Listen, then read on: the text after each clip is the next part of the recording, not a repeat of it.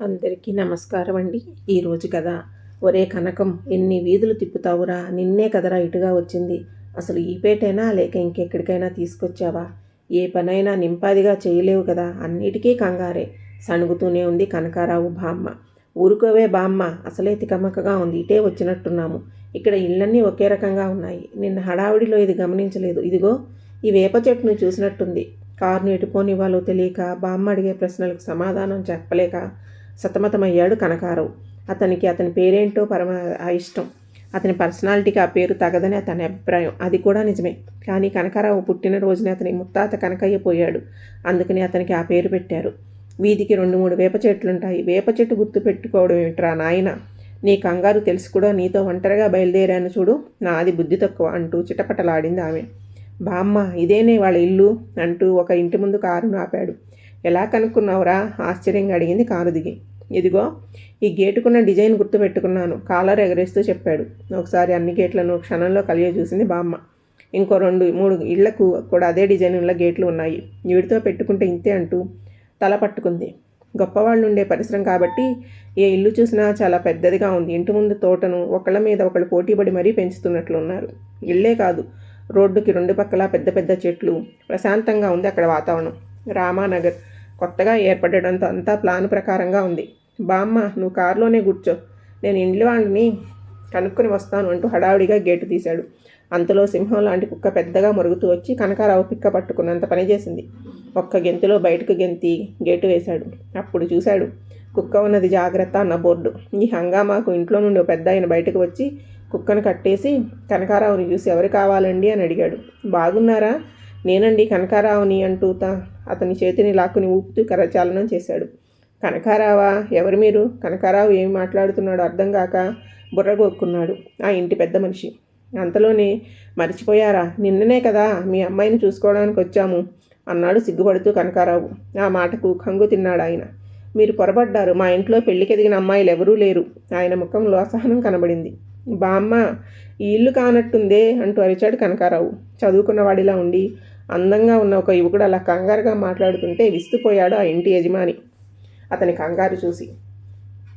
నాకు తెలుసు నువ్వు ఇలాంటి పనేదో చేస్తావని తల కొట్టుకుంటూ అంది బామ్మ. రాకెట్ స్పీడ్లో గేటులో నుండి తొంగి చూసి ఆ వీధిలోనే 3 చక్కర్లు కొట్టాడు.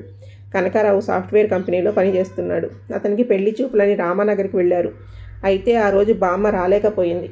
పిల్ల బాగుంది అని అందరూ వర్ణించి చెబుతుంటే ఆమె కూడా అమ్మాయిని చూడాలని కనకారావుతో వెళ్ళడం రిస్క్ అయినా వేరే గత్యంతరం లేక బయలుదేరింది, కుతూహలం ఆపుకోలేక. అంతలో అటుగా వెళుతున్న ఒక అతన్ని ఆపి, సత్యనారాయణ గారు ఇదేనా అండి అంటూ వాకాబు చేశాడు. ఏ సత్యనారాయణ అడిగాడు దారిని పోయే దానయ్య. బామ్మ ముఖంలోకి చూశాడు కనకారావు. ఇది సత్యనారాయణ గారి ఇల్లే. అయితే ఈ వీధిలో 3 సత్యనారాయణలు ఉన్నారు అంటూ సర్దున వెళ్ళిపోయాడు అతను. రుసరుసలాడుతూ బామ్మ కారులో కూర్చుని పద ఇంటికి పోదామంది. చివరిసారిగా ప్రయత్నిద్దామన్నట్టు ఒక ఇంటి ముందు కారాపాడు. కారాగిన శబ్దానికి ఆ ఇంట్లో నుండి ఒక ముసలాయన బయటకు వచ్చి ఏమిటన్నట్లు చూశాడు. అతన్ని ఎలా అడగాలో తెలియక తటపటాయించాడు కనకారావు. ఉన్నట్లుండి బామ్మ అంటూ గావుకేక పెట్టాడు. ఆ ఇంటి పక్క ఇంట్లో నుండి ఒక అమ్మాయి స్కూటీ తీసుకుని బయటకు వచ్చింది. బామ్మ, రూప అన్నాడు సిగ్గుపడుతూ. స్కూటీని స్టార్ట్ చేయబోయి కనకారావుని ఆశ్చర్యంగా చూసి ఇంట్లోకి తుర్రుమంది రూప.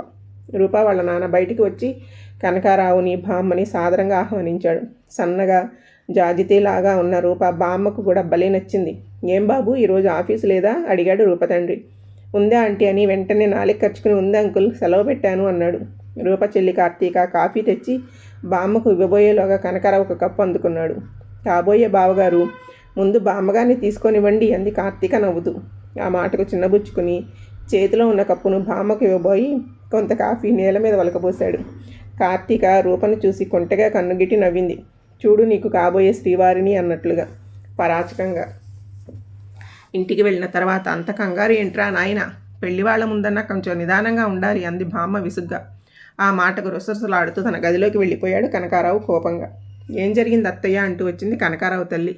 జరిగిందంతా వివరించింది బామ్మ కోడలతో. వాడి సంగతి మనకు తెలియనిదా? డాక్టర్ గారు 10 రోజులకు పుడతాడంటే ఆ మరుసటి రోజే కంగారుగా బయటకు వచ్చాడు. ఆ రోజు నుండి ఇప్పటి వరకు అదే కంగారు, నవ్వుతూ అంది కనకారావు తల్లి. కనకారావు చిన్నప్పటి నుంచి జరిగిన సంగతులు ఒక్కొక్కటిగా గుర్తు చేసుకున్నారు వాళ్ళు. అందరిలా కాకుండా కూర్చోవడం, దోగాడడం లేకుండా 8 నెలలలో ఏకంగా నడవడం ప్రారంభించాడు. రెండో ఏటనే కథలు చెప్పడం మొదలుపెట్టాడు. 13వ ఏటనే 10వ తరగతి పరీక్షకు ఉత్తీర్ణుడయ్యాడు. ఇలా చెప్పుకుంటూ పోతే ఎన్ని పనులు చేయవలసిన సమయం కంటే హడావుడిగా ముందే చేసేశాడు కనకారావు. కనకం భోజనానికి రానా అన్న కేకేసింది కనకారావు తల్లి. అసలు పెళ్లి వాళ్ళ ఇంట్లో అవమానం జరిగిందని బాధపడుతున్న అతను తల్లి కనకం అని ఆడవాళ్ల పేరుతో పిలిచేసరికి కోపం నషాళానికి అంటింది. అమ్మా, ఎన్నిసార్లు చెప్పాను నన్ను అలా పిలవద్దని అరుచుకుంటూ కిందకి వెళ్ళాడు. అప్పటికే అందరూ సగం భోజనం కానిచ్చారు. నిమిషంలో భోజనం ముగించి కంచం ముందు నుంచి లేచాడు. అంత కంగారు ఎందుకురా, నెమ్మదిగా తిను. అప్పుడే లేచావు, అసలు నువ్వేం తిన్నావో నీకైనా తెలుసా? తల్లి అడుగుతుండగానే విసురుగా బయటికి నడిచాడు. అన్నయ్య భోజనం చేయడంలో ఎక్కడ పోటీ పెట్టినా నువ్వు గిన్నీస్ బుక్ రికార్డ్ బద్దలు చేస్తావంటున్న చెల్లెల మాటలు వినబడి అంత విసురులోనూ నవ్వుకున్నాడు కనకారావు.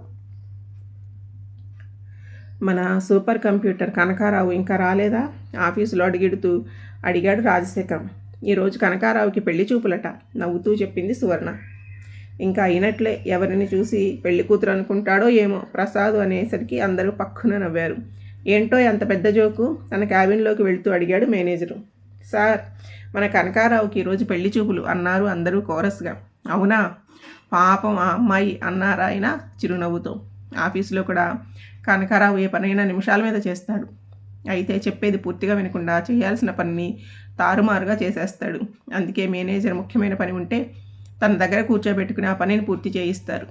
పెళ్లికి వారం రోజుల ముందు నుండే పెళ్లి తతంగాని కంప్యూటర్లో చూశాడు కనకారావు. పెళ్లి రోజున పంతులు గారు చెప్పకముందే అన్నీ చేసేస్తున్నాడు.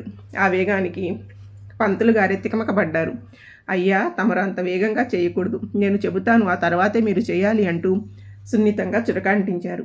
ఇక మాంగళ్యధారణ సమయంలో కంగారుగా ముళ్ళు వేసేశాడు. ఆ తర్వాత 2 ముళ్ళు వేసినట్టు గుర్తుకు వచ్చి నాలుక గరుచుకున్నాడు. అక్కడి నుండి అన్ని పనులు అన్యమనస్కంగా చేశాడు. ఆ రాత్రి పాల గ్లాసు పట్టుకుని గదిలోకి అడుగుపెట్టి పెట్టకముందే, రూపా, కంగారులో నీ మెడలో 3 ముళ్ళకు బదులు 2 ముళ్ళు వేశాను, ఇప్పుడు ఇంకో ముడివేయనా అంటూ కంగారు అడుగుతున్న భర్తను కళ్ళు ఇంతలేసి చేసి విచిత్రంగా చూసింది రూప.